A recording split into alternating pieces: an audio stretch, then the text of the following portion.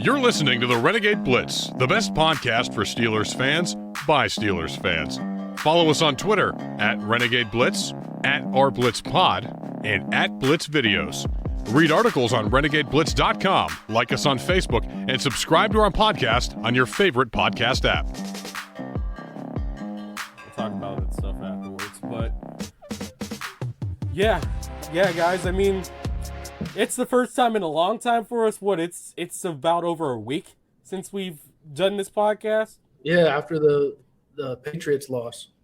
Oh, yeah. Oh, no, wait. Yeah, the Patriots lost. Yeah, literally the Patriots lost. That's the last time we've been on with the Renegade Blitz. It's the first time in a long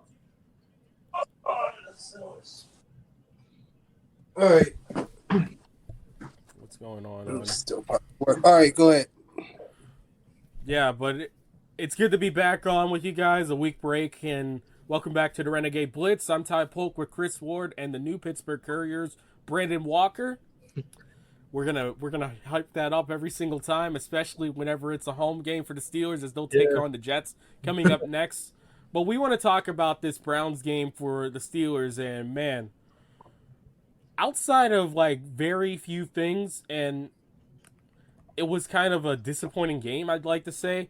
I know that everyone's hyping up with the offensive line, but I feel like that's a mirage, because if you remember this time last year, we thought that the offensive line for the Steelers did pretty well against the Browns, but in reality, it's more or less a game planning thing, because there's a reason why Myles Garrett was silent that night, because, well, they double-teamed him with Dan Moore. And anyone who can at least keep a guy in front of them on a double team and then also get a chip from the running back looks good. But in terms of that, so much that just didn't go right for this team. The defense finally showed some humanity, I guess, for lack of a better term, in that last game. The run defense doldrums came back from the previous 2 years, really, especially after it was figured out. And, yeah. So, Brandon, you were tweeting throughout the game. You also tagged us in it as well. Thank you. What are your thoughts on this? This is an organization. This is an offensive loss, and the offense is failing because basically of everything. Lack of talent on the offensive line. They're young in certain spots, like receiver, running back, tight end. Even though they're talented, but they're young. Mediocre quarterback play, and a sorry play call that needs to be fired. Yeah, Like, that's Trubisky hasn't been good. He's you see like people posting like the all 22, and there's open receivers and everything, but I don't know, Canada. It's like it goes both sides. Like they're both just not doing well. Canada, like he's just like in over his head. Like like we mentioned on the previous podcast, like he got run out of LSU. Never was an offense coordinator in the NFL. He was just a quarterback. Really, his only job was that 1 year in the NFL with the quarterbacks coach with the Steelers, and then Tomlin promoted him. So, yeah, I don't know. I think the Canada experience. I don't know if they'll do it in season, but definitely, I think it's going to end soon, like after this year, at the earliest. Yeah, and also at the latest. Yeah. To clarify an earlier tweet, Josh Roundtree was quoted by, of course, Andrew Filipponi about how saying most of the Steelers locker room wanted Canada fired, but it was really more of the sentiment. We want to make sure that people get that, because there was a clarification tweet by him. But I think the biggest thing that kind of puts some credence to that, and maybe that over tweet by Filipponi, was on one of those plays. You can openly see it. George Pickens was clear as day on a curl route that you could complete in just about any situation. From, I mean, we both seen a bunch of curl routes watching high school football. It was an easy completion, but Mitch Trubisky on one read, he wants that one read, and if he doesn't get it, then it's a check down. And Pickens was upset with good measure, because he had that curl route good to go. Yeah, and Trubisky. And what do you guys think about like those rollouts? Like you mentioned, one read quarterback. I saw one former NFL player broke down how Canada rolled Trubisky out to the left, he's a right-handed quarterback, so he rolled him out to his left on the same side of where Myles Garrett was, and Myles Garrett, he got like pretty good pressure on the play, and like the pass fell incomplete.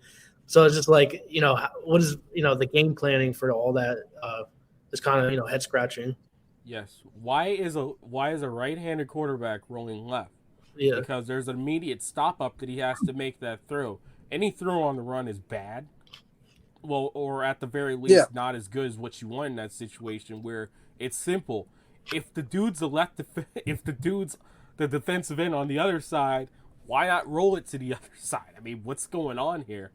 I mean, you want to set up guys in easy positions to make plays, and it's clear. Trubisky's best plays is number one, when they're running with tempo, and number two, when he's running with an ability to throw. Right. And I think at least what solves somewhat of that one read issue with him is because naturally when running, you're looking down the field, you're probably going to see someone else open.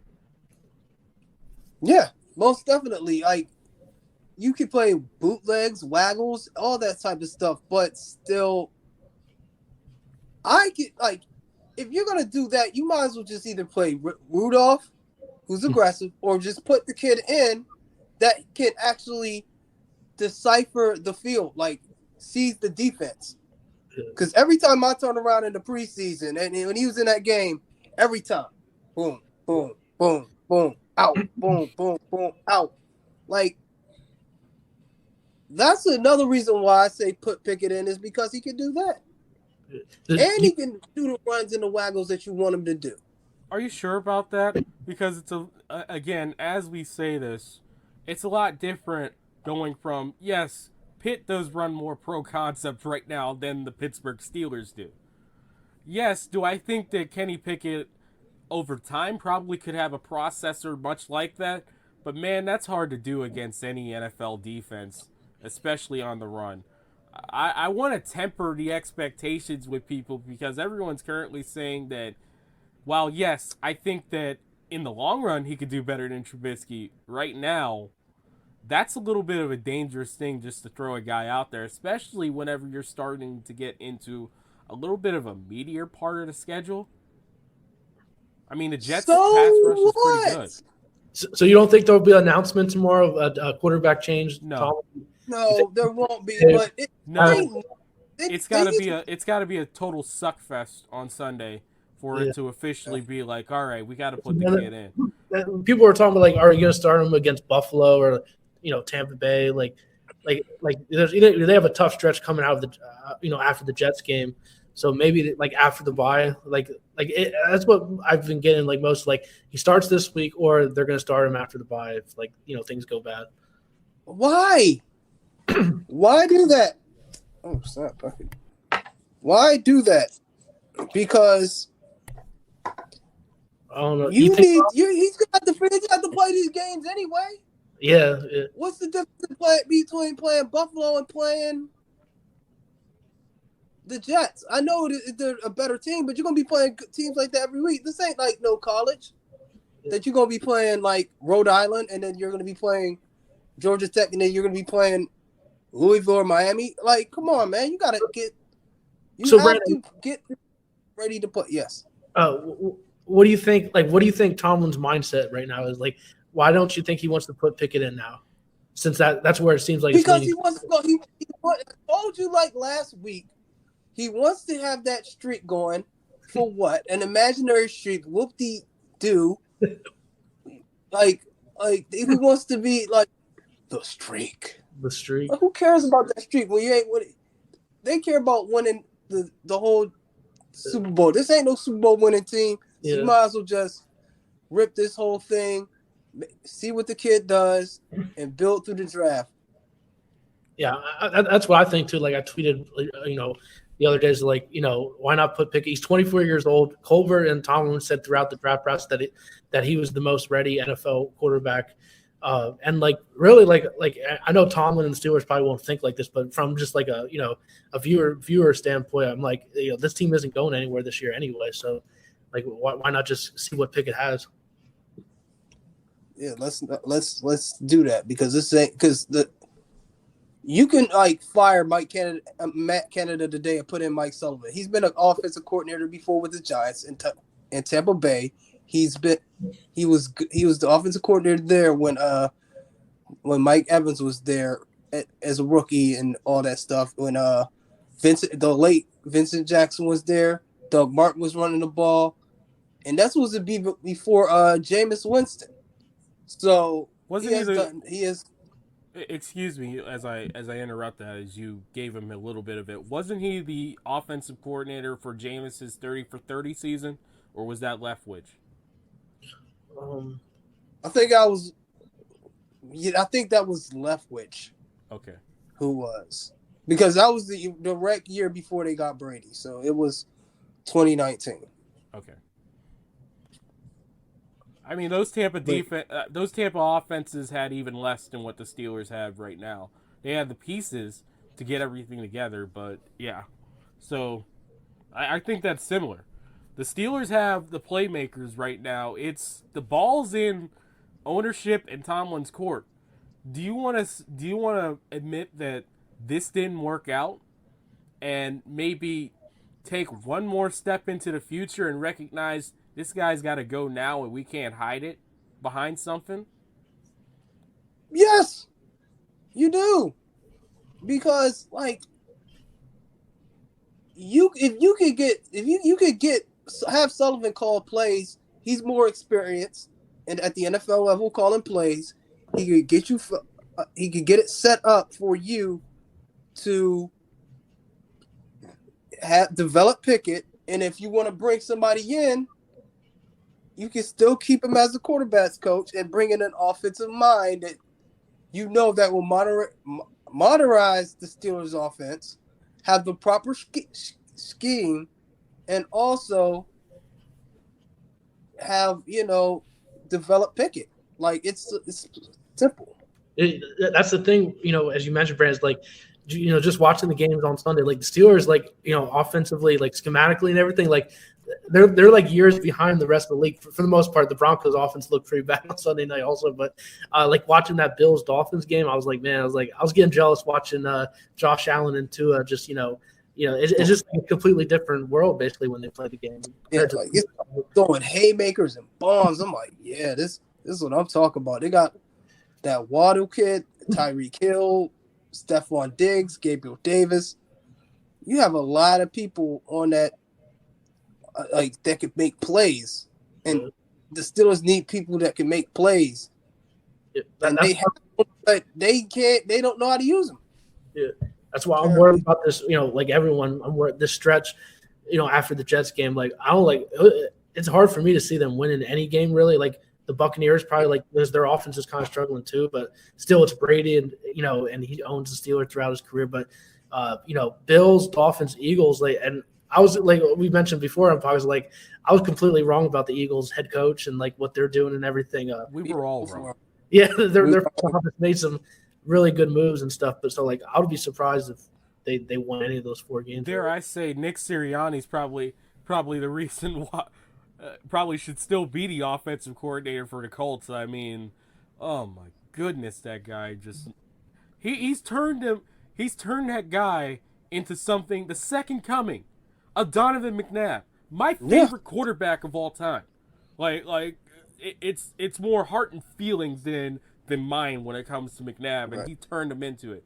Only he did what he did, and he killed it. But again, this is not. It looks like so far we're wrong on the Dolphins coach too, because I was like, man, this dude looks like the IT person at the law firm I worked in. And he looks nerdy. I'm like, this dude cannot be an NFL. He does not have the NFL head coach look. So far, it's 3-0. So I think everyone kind of looked at it like Todd Haley situation, where a guy who didn't even play high school ball, I believe, or something like that. I think he played high school or college. He played. I think he was a receiver. I think the the Dolphins head coach. You don't look like it, but speaking of the quarterbacks, also because on Twitter yesterday, like I put like how the Steelers had a chance to draft Lamar Jackson. Like when we had Chris Carter come on, like we talked about that before, and it's been other people have mentioned it too. But that 2018 draft, Brandon, you like to mention how they kept Ben for too long. So like, yeah, I know it's a what if situation, but man, if they could have got Lamar Jackson, and then some of the followers also put out they could have got Jalen Hurts in the second round in 2020, but who would have thought that he would have broke out like this, really? Right. But, yeah, because who's chances though, and when your quarterback's getting older, I mean, that was the year that Roethlisberger was coming off the elbow injury, so they waited too long, but hopefully Kenny Pickett's the future. He hopes so too, but like I always said, man, if you stayed in college that long, then were you that good enough to be in the NFL in the first place? Were you really that ready? How ready is he going to be? What's his potential? What's his cap? What's his ceiling? We'll have to just see. Him at Kirk Cousins plus, so I mean that would be really nice for the Steelers at this moment. But let's look at a positive, I guess, for this team. I'll tell you a positive. The offensive line, your boy. Yes. Your boy has finally gotten together. I guess we'll move the defense. Everybody knows. We talked about this. He's playing aggressive. He's playing the ball well. He's like getting it, moving, tackling. I give him credit, and people are still giving him a hard time. We're not going to name the whipping boy. Everyone gets it. Bro, what's going on with the run defense then? They've been getting, New England, they struggled, and then, the Browns, had their way with them. Is it the defensive line, you think? It's the defensive line, yes. But if you're on to play 80 plays a game, you'll get worn down.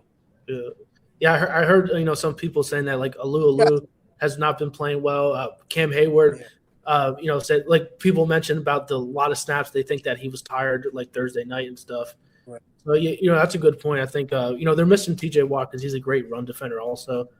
They played about 230 snaps in the course of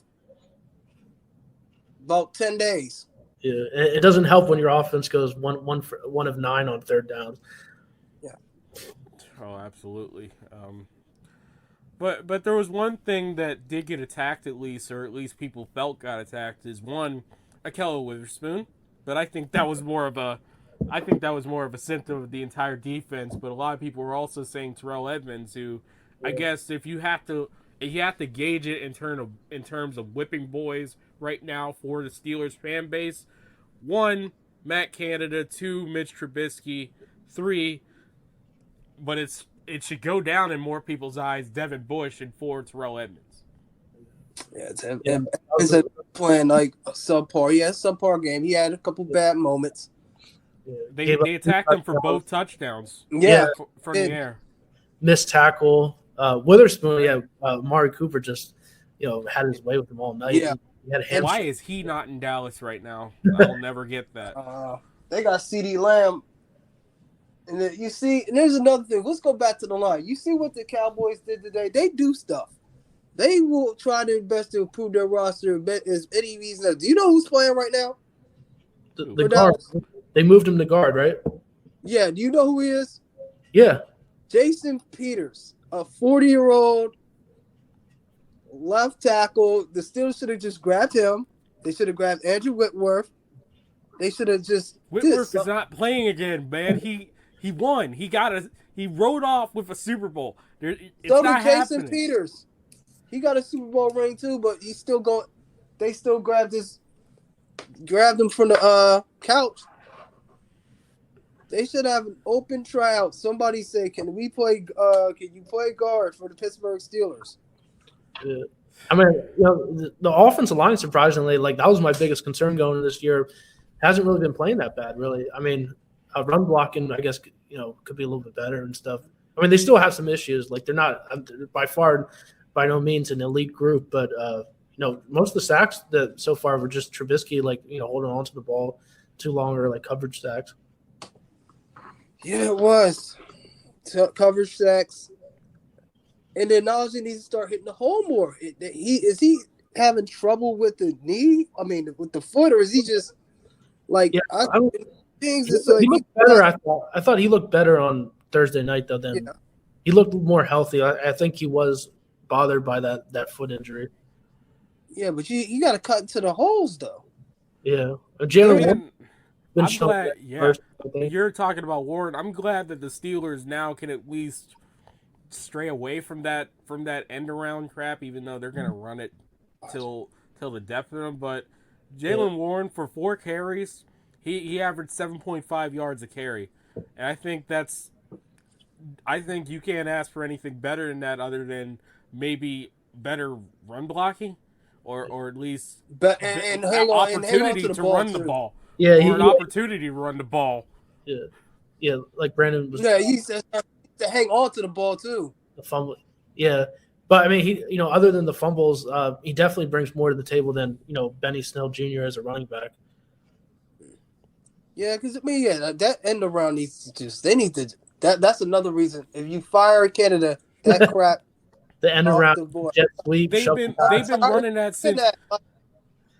They're just praying to God that Chase Claypool hops back into the time machine against Philadelphia and just dominates off that end around stuff, and it's just not happening. Everyone knows what's going on there, and plus when sometimes you can't even run the ball effectively enough for them to at the very least run the fake jet sweep halfback dive. I mean, come on, man. They're completely like not even going towards the middle of the field. Like there's like only 2 completed passes, or I think even 2 attempts. It came at the end of the game to Freiermuth. He didn't have a target until like end of the 4th quarter, like at the end, which doesn't make sense at all either. They're killing your boy Penn State Pat.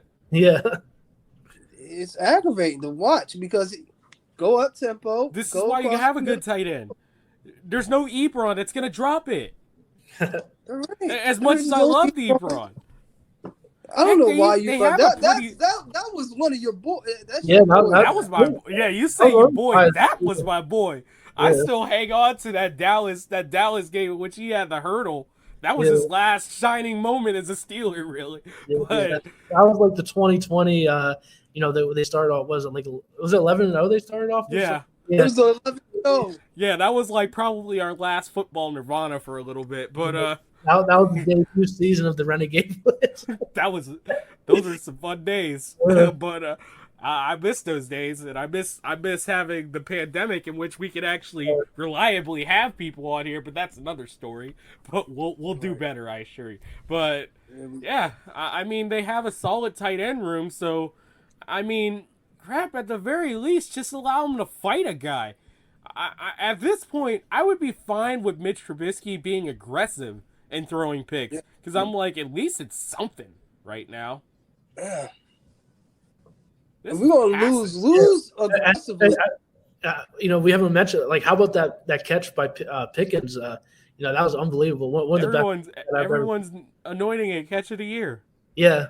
Yeah, they're calling this man the second Odell already. Yeah. The hype is real. So let's get the ball to this guy more. Yeah. I know. Chris Carter showed a video of how I think it was Fryer or somebody was open in the middle of the field, and Trubisky didn't see him, and it would have been an incompletion if Pickens didn't make an incredible catch, for 36 yards. Yeah, but still, I can't believe because he didn't get really.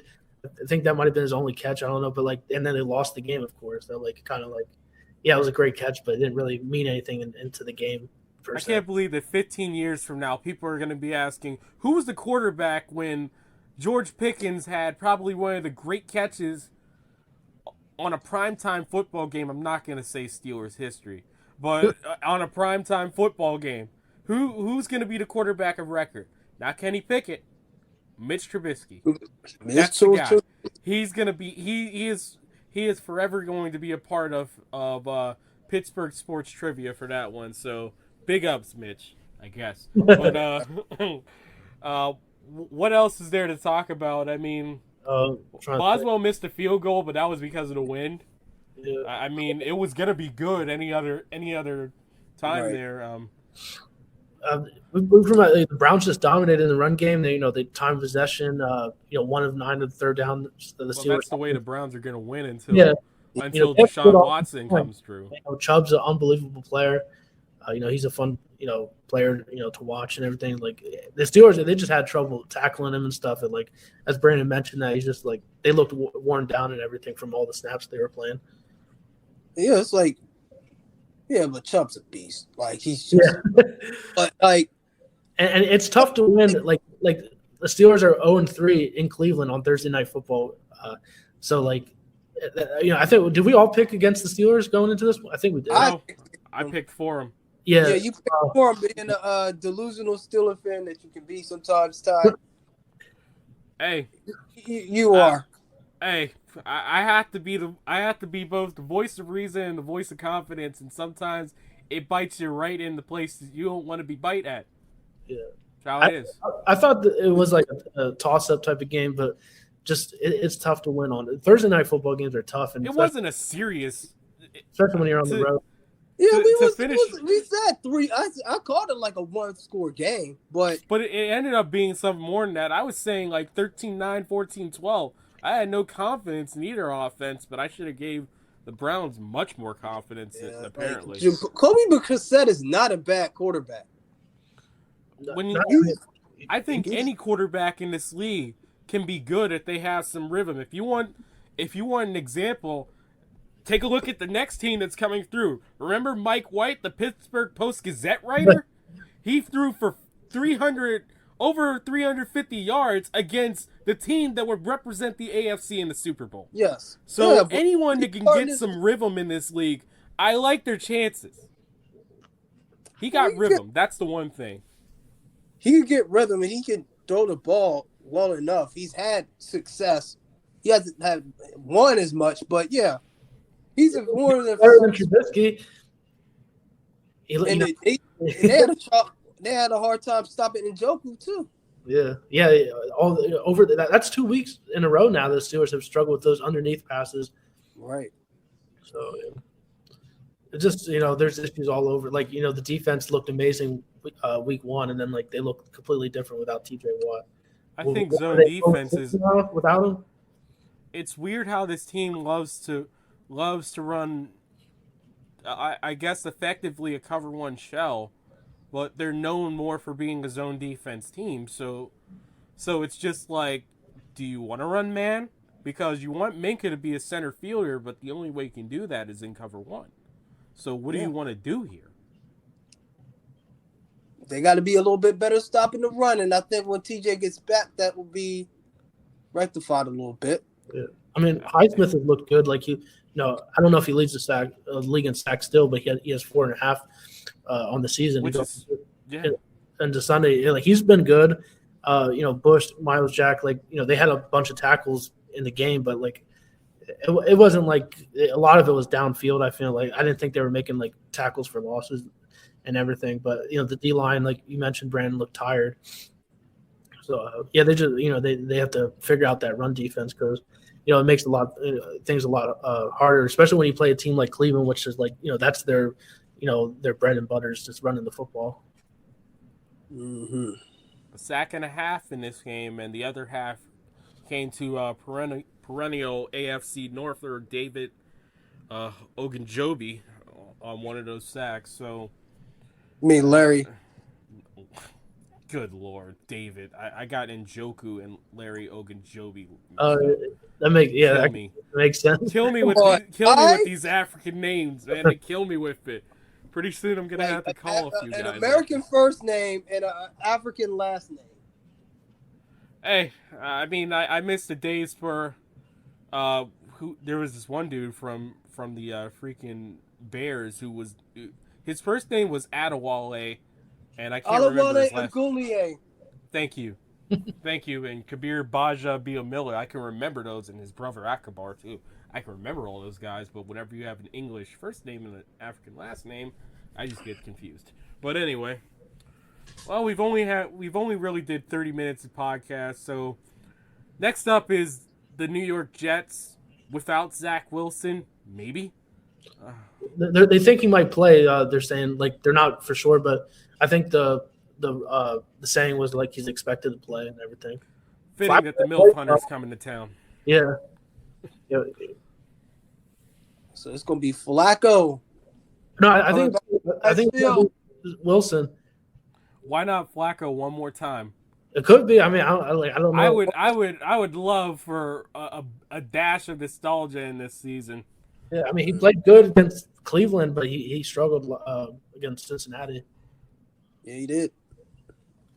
But I don't know. Like, what do you guys like? We're gonna try to get a right. I reached out to a couple of people, so I'm just waiting to hear back. But just an early look at it. Like, what do you think about this? I think the Steelers are 3.5-point favorites. Probably the only time they'll be favored. Maybe this year, but definitely for a while. What do you think about this game? It's gonna be interesting. They need to push the ball down the field. They need to figure it out. They had 10 days to figure it out. I'm giving Canada one more game. If he don't show up today, and offense still looks sluggish, you got to pull the trigger, Tomlin. Yeah, and the Jets, they're nothing really to write home about, but like they do have some players like Garrett Wilson, the rookie receiver. Sauce Gardner actually played really well against Chase on Sunday. So I mean, they do have some weapons. The quarterback issue is pretty much. They're a team that has a lot of interesting young pieces that can maybe they could surprise people and make it out this year, but definitely be on the lookout for them in the next couple after this season. Right. We'll see. I do want to see Sauce Gardner, and I want to know like what's the plan for New York in terms of against this wide receiver group. Are they gonna go man and just force Trubisky to say either check it down or just go out there and just say, you know what, everything's an L for me right now, and just go for it all. I mean, frankly, at this point, I'd rather have had Mason Rudolph because at least Mason knows, look, the situation is FUBAR for me, but I can at least make something out of it. Yeah. Okay, let me. Oh, go ahead, Brandon. Would you actually go? Oh, you can't because Mason's 3. So, but if you had your druthers, would you put Mason in, or would you put in Pickett? Pickett. I think it's like I mentioned before. 24 years old. They got to do it at some point. I mean, we gotta you draft him in the first round for a reason. They should have rolled with that mistake. Do it. They should have rolled with that mistake and just go like, yeah, you know what, he's QB2. But I mean, it's got to be Pickett.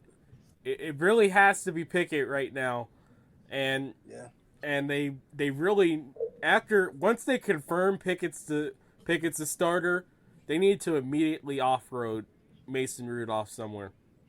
They should have. He's got to go somewhere because there's no turning back now for them.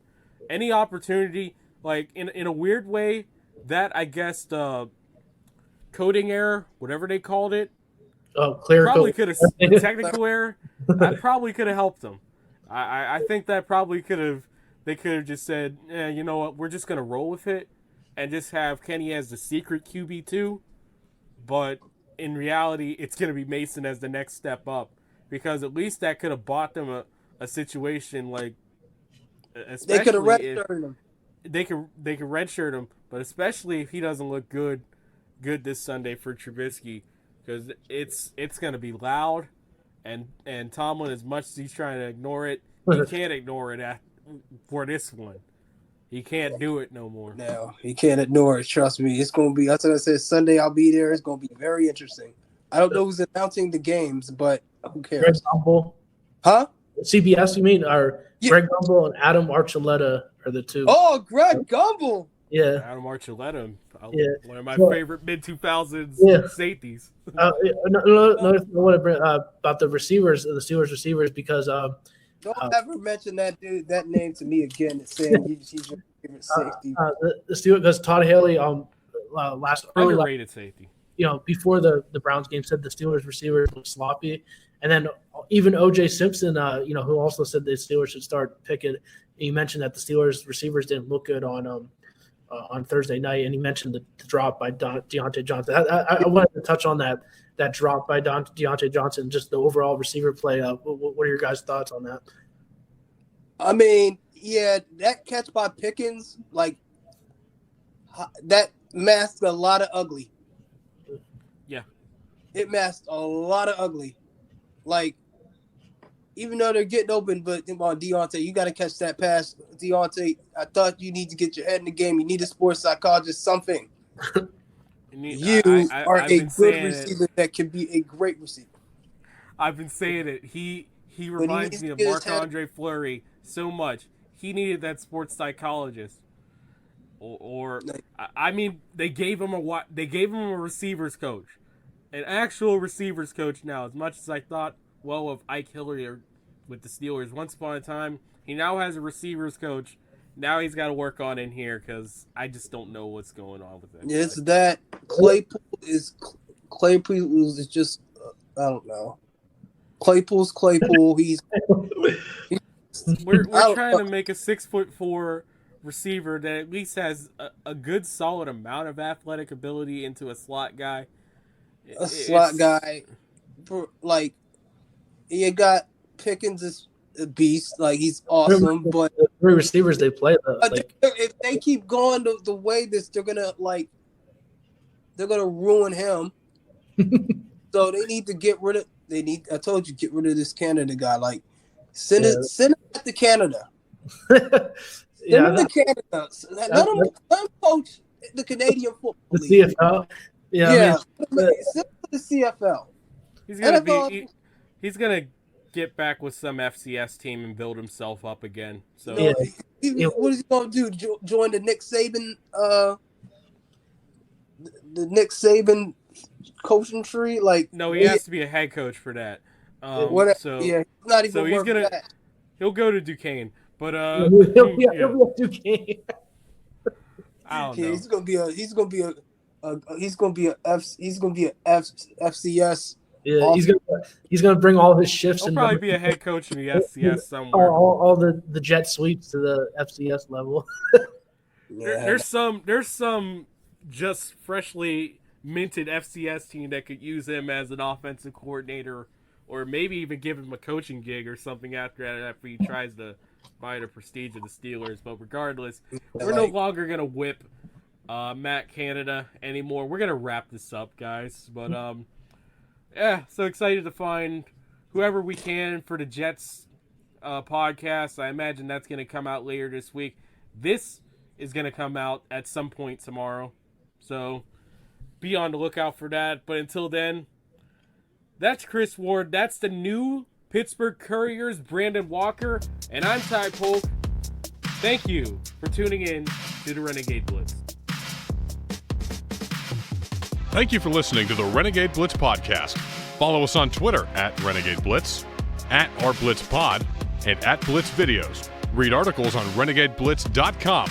Like us on Facebook and subscribe to our podcast on your favorite podcast app. The Renegade Blitz podcast is available on Apple Podcasts, Google Podcasts, YouTube, Spotify, and wherever else you can listen to podcasts.